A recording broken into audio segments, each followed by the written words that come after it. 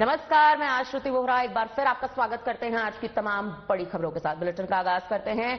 झारखंड में हेमंत सरकार ने आज अपने कार्यकाल के प्रथम वर्षगांठ पर इतिहास रच दिया है। 28 नवंबर 2024 को मुख्यमंत्री पद की शपथ लेने वाले हेमंत सोरेन ने ठीक एक वर्ष बाद 28 नवंबर 2025 को रांची के मोराबादी मैदान में विशाल नियुक्ति पत्र वितरण समारोह आयोजित किया। हजारों चयनित अभ्यर्थियों की मौजूदगी में समारोह बेहद उत्साहपूर्ण और भावनात्मक रहा। इस अवसर पर मुख्यमंत्री हेमंत सोरेन ने सभी नए पदाधिकारियों को शुभकामनाएं देते हुए कहा कि उनकी सरकार राज्य के युवाओं के प्रति प्रतिबद्ध है। उन्होंने गर्व के साथ घोषणा की, झारखंड की ये पहली सरकार बनेगी जिसने एक साथ 10,000 अभ्यर्थियों की नियुक्ति पत्र सौंपकर रोजगार सृजन की एक नई मिसाल कायम की है। आज का एक मार्गदर्शक,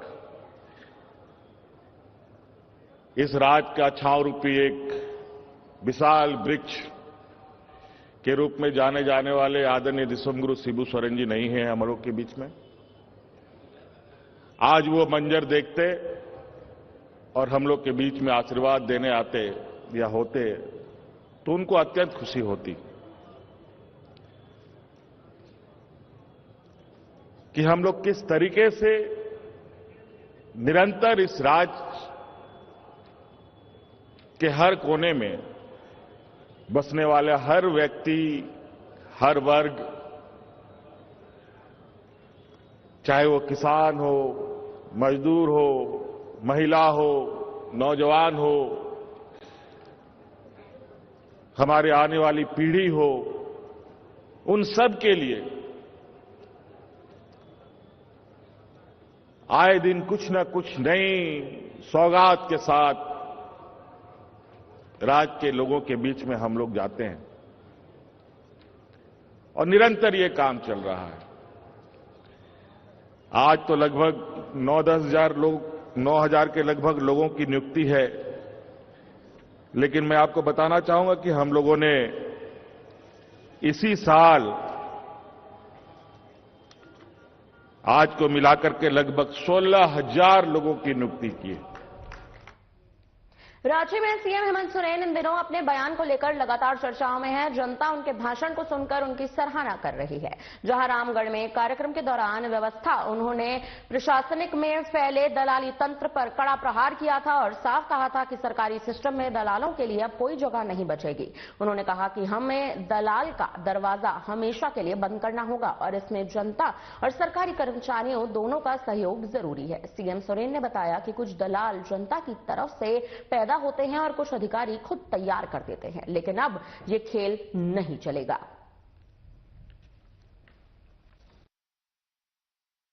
आने वाले 5 साल के अंदर सरकार का आंख का नाक इस राज्य के हर एक गांव में होगा। कई लोग हम लोग का बीडीओ, सीओ, डीसी, एसपी को तो पता ही नहीं है कौन है।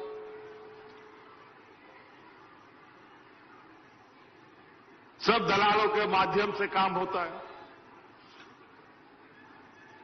ये दलालों का दरवाजा बंद करना पड़ेगा। इसमें हम ही नहीं बल्कि आपका भी सहयोग होना जरूरी है। कुछ दलाल आपके तरफ से पैदा हो जाता है, कुछ दलाल लोग पदाधिकारी लोग पैदा कर देता है। बड़ा मुश्किल है। आप अपना दलाल भी हटाइए, हम लोग का सरकारी महकमा से भी हम दलाल को उखाड़ फेंकेंगे, ये हम आपको आश्वस्त करते हैं।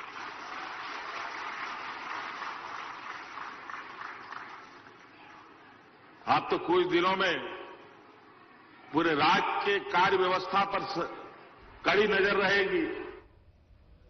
बोकारो के सेक्टर 5 स्थित लोक जनशक्ति पार्टी के कार्यालय में लोक जनशक्ति पार्टी रामविलास का 25वां स्थापना दिवस मनाया गया। इस अवसर पर पार्टी के कार्यकर्ता उपस्थित हुए और स्वर्गीय रामविलास पासवान की तस्वीर पर माल्यार्पण कर उन्हें नमन किया। साथ ही उनके बताए गए पथ पर चलने का संकल्प भी लिया। पार्टी के युवा नेता कुमार रवि ने बताया कि हमारे नेता रामविलास जी के सोच की गरीब गुरुआ तक पहुंच जाए, उनको खुशहाल रखने का प्रयास किया जाए। उनके इसी विचार को ध्यान में रखते हुए आज हम लोगों ने पार्टी के 25वें स्थापना दिवस पर गरीब दलित के बीच कंबल का वितरण किया और उन्हें मिठाई खिलाकर सम्मानित करने का भी प्रयास किया।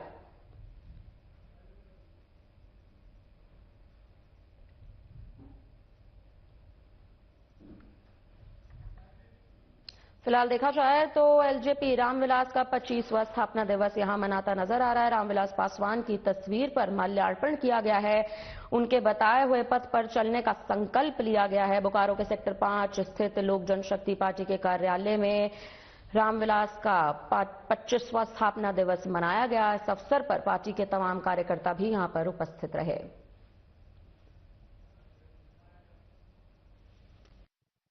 आज हमारी पार्टी लोक जनशक्ति पार्टी रामविलास जी की 25वीं स्थापना दिवस हम लोग मना रहे हैं और इस कार्यक्रम में हम लोग अपने नेता जो पार्टी के फाउंडर रहे आदरणीय श्री रामविलास पासवान जी की जयंती एक तरह से कहिए तो हम लोग उनको ट्रिब्यूट देते हुए मना रहे हैं। साथ में ही हम लोग गरीब और जो उनकी सोच है, जो गरीब गुरबा जो ऐसे लोग हैं जो असमर्थ हैं, उनके बीच हम लोग रह के आज ये कार्यक्रम को मनाने का हमें सौभाग्य प्राप्त हुआ है। इसमें इस कार्यक्रम में आप लोगों ने क्या क्या किया है? इस कार्यक्रम में हम लोगों ने आदरणीय रामविलास पासवान जी को माल्यार्पण किए, उनको श्रद्धांजलि अर्पित किए।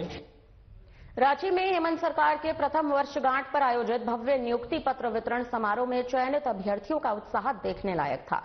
आपको बता दें, मोराबादी मैदान में उपस्थित कई अभ्यर्थियों ने साधना प्लस न्यूज से खास बातचीत भी की और मुख्यमंत्री हेमंत सोरेन और उनकी सरकार के प्रति आभार व्यक्त किया। अभ्यर्थियों ने कहा कि राज्य सरकार ने जो वादा किया था उसे पूरा करके दिखाया। लंबे इंतजार के बाद एक ही मंच से 10,000 अभ्यर्थियों को एक साथ नियुक्ति पत्र सौंपना न केवल ऐतिहासिक कदम है बल्कि ये सरकार की नीयत और प्रतिबद्धता को भी दर्शाता है। युवाओं ने इस उपलब्धि को सराहनीय और अविश्वसनीय बताते हुए कहा कि इससे झारखंड में रोजगार को नई दिशा मिलेगी। कई अभ्यर्थियों ने मुस्कुराते हुए कहा कि हेमंत सरकार ने अपने वादों को पूरा करके उस लोकप्रिय कहावत को सच कर दिया है।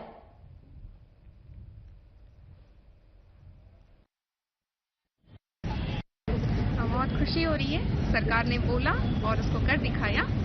जैसा कि हेमंत सरकार हमेशा कहती है अपने भाषण में कि जो हम कहते हैं वो हम करते हैं और उन्होंने यह नियुक्ति पत्र देकर के यह साबित कर दिया और बहुत खुशी है और धन्यवाद देते हैं सर को। उन्होंने इतनी बड़ी पैमाने पर नियुक्तियां दी है और हम आशा रखते हैं कि भविष्य में भी इसी प्रकार की नियुक्तियां लगातार होती रहेंगी। झारखंड सहकारिता सेवा में हुआ है और आज झारखंड सरकार की प्रथम वर्षगांठ पर हमारी नियुक्ति हुई है। हमें बहुत ही ज़्यादा खुशी हो रही है। जो झारखंड सरकार का विजन है उनमें हम अपने कंट्रीब्यूशन देने के लिए हमेशा तत्पर रहेंगे। बस इसी उम्मीद के साथ आज हमें ज्वाइनिंग मिली है और हम उन उम्मीदों पर जरूर खरा उतरेंगे। सरकार के बारे में क्या कहिएगा? तो सरकार की जितनी भी जो आज इतनी सारी नियुक्तियाँ करवाई है उनमें हम सभी युवाओं में एक जोश, उमंग और जुनून, एक मोटिवेशन मिला है। जो अच्छा अनुभव रहा और निश्चित ही कि यदि मुझे नियुक्ति मिली है तो उस पर खुश होना लाजमी है। क्या कौन सा पद पर चयन हुआ है आपका? जी मेरा सहायक निबंधक सहयोग समिति के पद पर चयन हुआ है। उम्मीदें तो थी, आज पूरा हो गया। जी उम्मीद तो थी और एक सकारात्मक उम्मीद के साथ हम लोग इस इंतजार में थे नियुक्ति के लिए। थोड़ा सा समय लगा लेकिन अंततः हमें नियुक्ति आज मिल गई है। सांसद खेल महोत्सव के अंतर्गत करजन मैदान में 2 दिवसीय तीरंदाजी प्रतियोगिता का शुभारंभ शुक्रवार को उत्साह और उल्लास के बीच हुआ। जिले के अंडर 14, अंडर 17 और अंडर 19 वर्ग के कुल 130 प्रतिभाशाली खिलाड़ी इस प्रतियोगिता में उतरे हैं। आपको जानकारी दे दें, जिला आर्चरी संघ द्वारा सांसद मनीष जायसवाल के निर्देशानुसार आयोजित ये प्रतियोगिता हजारीबाग के उभरती खेल प्रतिभाओं को बड़ा मंच देने की दिशा में एक महत्वपूर्ण कदम है। कार्यक्रम के मुख्य अतिथि जिला परिषद अध्यक्ष उमेश प्रसाद मेहता, विशिष्ट अतिथि सह सांसद प्रतिनिधि विनोद झुंझुनवाला, सांसद मीडिया प्रतिनिधि रंजन चौधरी की उपस्थिति में महोत्सव का विधिवत उद्घाटन तीरंदाजी के माध्यम से किया गया। उद्घाटन से पहले सभी अतिथियों ने मैदान में मौजूद बच्चों से आत्मीय मुलाकात की, उनके उत्साह और तैयारी की प्रशंसा भी की, साथ ही उन्हें आगे बढ़ने के लिए भी प्रेरित किया।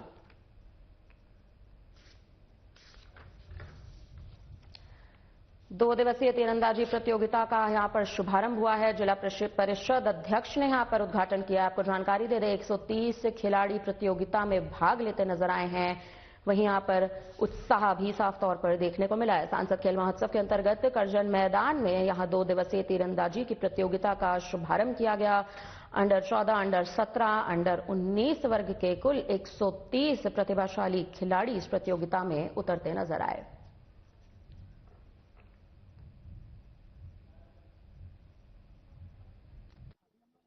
कर्जन ग्राउंड में है और आप देख सकते हैं कि यहाँ तीरंदाजी का मैदान सजा है। यह मैदान एक खास उपलक्ष्य में सजा है। यहाँ पर हजारीबाग लोकसभा क्षेत्र के सांसद माननीय श्री मनीष जायसवाल जी के द्वारा आयोजित सांसद खेल महोत्सव के तहत तीरंदाजी का 2 दिवसीय प्रतियोगिता का आगाज हुआ है और लोकसभा क्षेत्र के करीब 70 तीरंदाज यहाँ पर अचूक निशाना लगाने के लिए पहुंचे हैं और निश्चित रूप से जिस प्रकार से सांसद माननीय श्री मनीष जायसवाल जी ने अपने सांसद खेल महोत्सव को न सिर्फ ऐतिहासिक बनाया है। भारत सरकार के कोयला सचिव विक्रम देवदत्त शुक्रवार को 1 दिवसीय दौरे पर धनबाद पहुंचे, जहां उन्होंने झरिया पुनर्वास एवं विकास प्राधिकार के अधिकारियों के साथ पुनर्वास और विकास योजनाओं को लेकर अहम बैठक की। बैठक में झरिया क्षेत्र से विस्थापित परिवारों के पुनर्वास कार्य, सुविधाओं की उपलब्धता और लंबित परियोजनाओं की प्रगति की समीक्षा की गई। सचिव ने कहा कि पुनर्वास की योजनाएं प्रभावित लोगों के लिए महत्वपूर्ण हैं, इसीलिए इसे पारदर्शी और समयबद्ध तरीके से पूरा कर दिया जाए। बैठक के बाद कोयला सचिव ने बैलगाड़िया क्षेत्र का दौरा भी किया, जहां उन्होंने पुनर्वास कॉलोनी और विकास कार्यों का जमीनी निरीक्षण किया। इस दौरान उन्होंने स्थानीय बुनियादी सुविधाओं, आवासीय व्यवस्था, सड़क, बिजली, पानी की स्थिति की भी जानकारी ली और अधिकारियों को जरूरी दिशा निर्देश दिए। धनबाद दौरे पर कोयला सचिव विक्रम देवदत्त, यहां पर हम आपको इस बात की खबर दे रहे हैं, जेआरडी अधिकारियों के साथ उन्होंने समीक्षा बैठक की है। सचिव ने अधिकारियों को कई आवश्यक निर्देश दिए हैं। आपको बता दें, भारत सरकार के कोयला सचिव विक्रम देवदत्त शुक्रवार को 1 दिवसीय दौरे पर धनबाद पहुंचे थे। झरिया पुनर्वास एवं विकास प्राधिकार के अधिकारियों के साथ उन्होंने ये अहम बैठक की है। बैठक में झरिया क्षेत्र से विस्थापित परिवारों का पुनर्वास कार्य, सुविधाओं की उपलब्धता, लंबित परियोजनाओं की प्रगति की भी समीक्षा की गई। जेआरडीए के अधिकारियों के साथ ये समीक्षा बैठक की गई है। सचिव ने अधिकारियों को कई आवश्यक निर्देश दिए हैं। कांग्रेस संगठन पर जबरदस्ती ठोकने और चुनाव में प्रत्याशियों को जबरन संगठन पर लादने के साथ साथ कांग्रेस गणेश परिक्रमा और गगन बिहारी नेताओं को तरजीही देने का आरोप झेलती रही है और अब विरोधियों के निशाने पर भी आ रही है। लेकिन कांग्रेस ने अब संगठन के लिए जहां लोकतांत्रिक प्रक्रिया शुरू कर दी है, तो वहीं अपने प्रत्याशियों के चयन के लिए रायशुमारी करने लगी है। आपको जानकारी दे दें इसके बाद, ताकि संगठन को समर्पित, लोकप्रिय और संगठन के कार्यकर्ताओं के पसंद को नेतृत्व देकर संगठन की ताकत को मजबूती दी जा सके। अब कांग्रेस संगठन राष्ट्रीय स्तर पर प्रतिभा को खोजने के लिए जगह जगह का दौरा कर रही है। कांग्रेस ऐसा चाहती है कि उसके पास भी प्रतिभा संपन्न प्रवक्ता हो, जो पार्टी का ज्ञान रखते हो और बौद्धिक क्षमता रखते हो, पार्टी के सिद्धांत और नीतियों को भी समझते हो और पार्टी के प्रति निष्ठावान हो। कांग्रेस अब जगह जगह का दौरा कर रही है। आपको जानकारी दे दें, कांग्रेस संगठन पर जबरदस्ती ठोकने और चुनाव में प्रत्याशियों का जबरन संगठन करवाने के आरोप यहां पर लगते नजर आए हैं। संगठन के लिए लोकतांत्रिक प्रक्रिया जो है वो यहां पर शुरू कर दी गई है। संगठन की ताकत को मजबूती दी जा सके, ये कहीं ना कहीं इस वक्त कांग्रेस की चुनावी रणनीति है।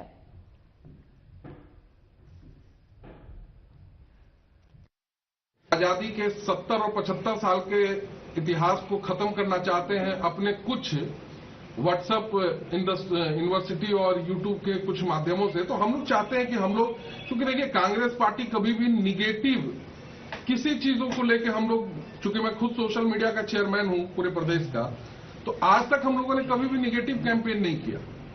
बहुत लोग अलग अलग चैनल, अलग अलग फाइल से निगेटिव कैंपेन चलाते हैं, जिसमें भाजपा के लोग हैं, मैं खुल के बोलूंगा, लेकिन हम लोगों ने कभी भी निगेटिव कैंपेन नहीं चलाया।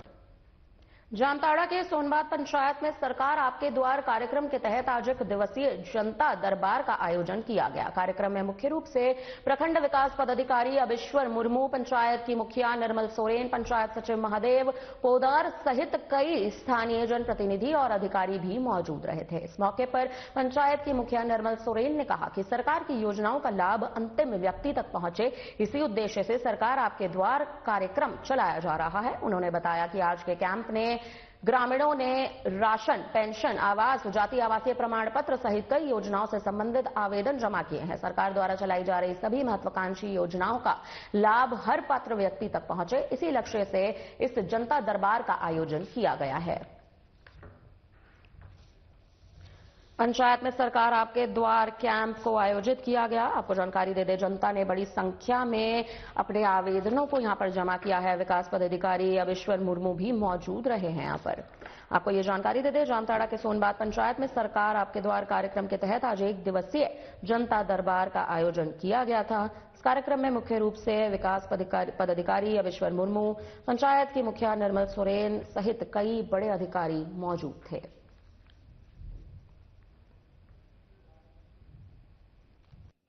पंचायत का वर्तमान मुखिया है और अपने प्रदेश में झारखंड सरकार ने सरकार आपके द्वार कार्यक्रम लगाए हैं। हमारे यहाँ भी आज लगा है। यहाँ पे जन कल्याणकारी योजना जितने भी है झारखंड सरकार का चलाए जा रहे हैं, ये अंतिम व्यक्ति तक पहुँचाने का हमारा दायित्व है। ये सरकार ने हमेशा ये हर साल लगाते हैं और अच्छे लाभ दे रहे हैं जनताओं को। और यहाँ पे जितने भी हम अभी स्टॉल में हम लोग आवेदन ले रहे हैं, आबो आवास हो, मैया समान हो, जाति आवासी, जन्म मृत्यु। नगर निगम द्वारा झील रोड पर लाखों रुपए की लागत से विकसित किया गया ग्रीन हजारीबाग गार्डन आज बदहाली की मिसाल बनकर रह गया है।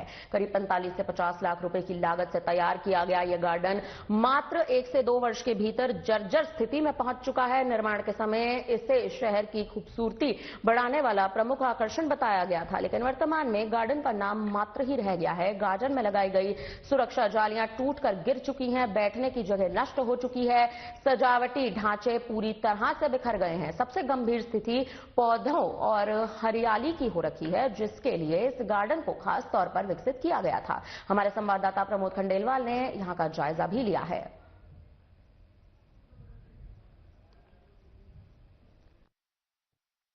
देखिए, झारखंड के हजारीबाग की बात कर रहे हैं। I love Hazaribagh. मुस्कुराइए, आप हजारीबाग में हैं। जी बिल्कुल, हर जगह इस तरीके का स्लोगन लिखा आपने देखा होगा। लेकिन अभी हम बात कर रहे हैं ये झील रोड की। लगभग 1 से 1.5 वर्ष पूर्व दोनों ओर पर नगर निगम के द्वारा ग्रीन हजारीबाग करके बनाया गया था, ताकि शुद्ध वातावरण आने जाने वाले लोगों को मिलता रहे, और इसके लिए जाली लगाई गई थी। और आप ये देख सकते हैं इसकी दशा बस एक बदतर हो चुकी है। आपके सामने है जाली की स्थिति। और अगर उस तरफ की बात करें तो झाड़ियां हो गई है लंबे लंबे। मैं आपको दिखाना भी चाहता हूँ, मैं कैमरामैन से भी आग्रह करूंगा, मैं उस पर से चार तरफ को दिखाना चाह रहा हूँ किस तरीके से इसकी बदहाली पे ही अपना रोना रो रहा है। लोग अब जो आ रहे हैं जा रहे हैं इधर से, उनके आंखों से आंसू छलकता है। इसका मूल कारण है कि लगभग 45 से 50 लाख की लागत से ये बना था दोनों ओर पे, और आज ये अपने किए पे पछता रहा है। अब देखना लाजमी होगा कि क्या इसकी दशा बदलेगी या इसी तरह रहेगी। अपने सहयोगी कैमरामैन के साथ में प्रमोद खंडेलवाल, साधना प्लस सहयोगी, हजारीबाग। करमाटांड प्रखंड क्षेत्र के एक विवाह समारोह में असामाजिक तत्वों ने जमकर उत्पाद मचाया। घटना को लेकर हेठ करमाटांड निवासी लखन लाल मंडल ने थाना में लिखित आवेदन देकर आरोपियों पर कार्रवाई की मांग की है। आवेदन में उन्होंने बताया कि 26 नवंबर को वे अपने नाती दीपक कुमार मंडल ग्राम फोफनाद के विवाह समारोह में परिवार के साथ शामिल हुए थे। रात करीब 10 बजे तक कार्यक्रम शांतिपूर्वक चल रहा था कि तभी फोफनाद गांव के सूरज मंडल, रोशन मंडल, निवास मंडल सहित 5 से 7 अज्ञात लोग साउंड सिस्टम के पास पहुंचकर नाच रही महिलाओं के साथ दुर्व्यवहार करने लगे। परिजन के पहुंचने पर आरोपियों ने लाठी, डंडे और धारदार हथियारों से हमला करना शुरू कर दिया, घायल कर दिया। तो वहीं घटना की जानकारी मिलते ही एएसआई ने भी यहां पर देखा जाए तो इस पूरी घटना के बाद अब पुलिस जो है वो इस पूरे मामले में कहीं ना कहीं सक्रिय हो चुकी है। पुलिस अब देख रही है कि आखिर आरोपी यहां पर कौन है, और खबरें आ रही हैं लगातार कि आरोपी जो है वो मौके से फरार हो चुके हैं। असामाजिक तत्वों का उत्पाद यहां पर मचता नजर आया। महिलाओं से छेड़छाड़ कर लाखों की लूटपाट हुई है। पीड़ितों ने थाने में मामला दर्ज करा लिया है। आपको जानकारी दे दें, परिजनों के पहुंचने पर आरोपियों ने लाठी, डंडे और धारदार हथियार से हमला करना शुरू कर दिया, घायल कर दिया। घटना की जानकारी मिलते ही एएसआई ओम प्रकाश यादव पुलिस बल के साथ पहुंचे। पुलिस को देख आरोपी फरार हो गए। लगातार पुलिस अब इस पूरे मामले में अपनी जानकारी जुटाने की कोशिशों में लगी हुई है। सचिव। इसके अलावा 2025 के चुनाव में सीपीएम की ओर से विधायक का प्रत्याशी रह चुका। मैं अपनी नाती की शादी का रिसेप्शन में गया हुआ था और उस रिसेप्शन को ठीक ढंग से सुचारू रूप से चला करके चल रहा था। इतने में हल्ला हुआ। साउंड सिस्टम के पास 8-10 लोग, हमारे घर की बहू बेटियां जहां नृत्य कर रही थी वहां अश्लील हरकत करने का कोशिश कर रहा था। कोडरमा जिला मुख्यालय से 18 किलोमीटर की दूरी पर बसा हुआ मसनोडीही पंचायत का जियोरीडीही गांव, जहां आदिम जनजाति बिरहोर समुदाय के लोगों का बसेरा है, उनकी आबादी 200 लोगों की तकरीबन है। उस गांव में उनके बीच सबसे ज्यादा शिक्षित पढ़ी लिखी महिला के तौर पर मैट्रिक पास सिर्फ मालीन बिरहोरिनी हैं, जो अपने गांव के आंगनवाड़ी में सेविका के पद पर सेवा देती हैं। नानिहाल के भविष्य को पढ़ाकर संवारने का कार्य भी कर रही हैं। मालीन बिरहोरिनी का कहना है कि वह पढ़ लिखकर सरकारी शिक्षक बनना चाहती थी, लेकिन उसके परिजन की कमजोर आर्थिक स्थिति, गरीबी उसकी पढ़ाई में बाधा बनने लग गई।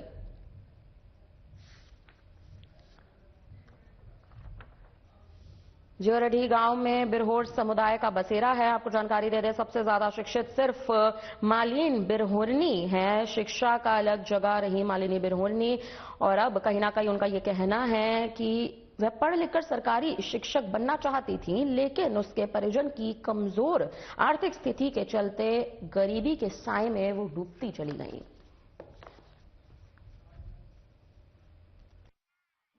और 5 भाई है, तो हम लोग को हम ही बड़ा है। हम लोग पढ़ते थे तो पढ़ाई तो पापा तो किए से, यहाँ से हम लोग पास किए, 5वां पास किए, 6वां में गए। तो हम लोग बहुत मुश्किल से, मतलब आधा बेरा हम लोग एक दिन कभी कभी स्कूल भी छोड़ना पड़ता था हफ्ता में हम लोग को। तो शनिवार को हम लोग को मार्केट होता है, बाजार करते थे, तो दातन तोड़ता था मेरा पापा, और बकरी लोग है सो भी चराता था, थोड़ा थोड़ा उसका भी पैसा होता था। तो उसी से हम लोग 7 का कपड़ा लेना, तो उसको तो बहुत मुश्किल होता था। तो उसी तरह हम लोग जाते थे। तो फिर हम लोग को तैयारी किया, कोई दूसरा कोई से हम लोग बात किया, जागरूक किया कि तुम लोग पढ़ो। तो हम लोग पढ़ाई छोड़ दिए थे। तो फिर हम लोग को बोला कि नहीं, पढ़ना जरूरी है बाबू तुम लोग के लिए, तुम लोग पढ़ोगे नहीं तो भविष्य खराब हो जाएगा। तो हम लोग भाई बहन तैयारी किए। तो पापा को बोला कि हम आपका बेटा बेटी काहे नहीं पढ़ता है, तो पापा बोला कि हमको काम नहीं है। तो कोई जुगाड़ किया था, तो हम लोग को पढ़ाई किया। तो हम लोग मैट्रिक बहुत मुश्किल से किया, उसके आगे नहीं कर पाए।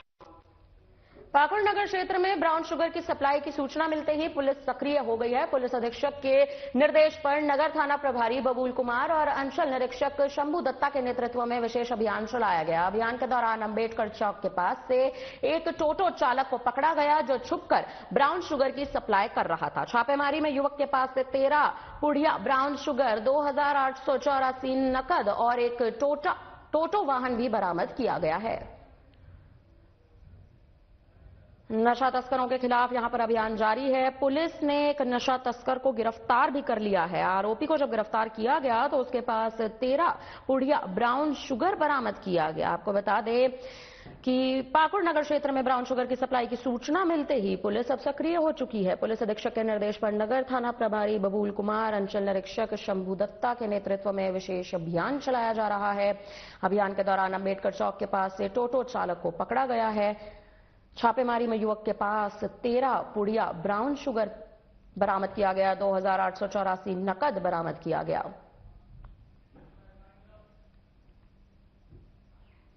फिलहाल हमारी तरफ से आपके लिए इस बुलेटिन में इतना ही। आप बने रहिए हमारे साथ, देखते रहिए हमारा खास चैनल। मुझे दीजिए इजाजत, नमस्कार।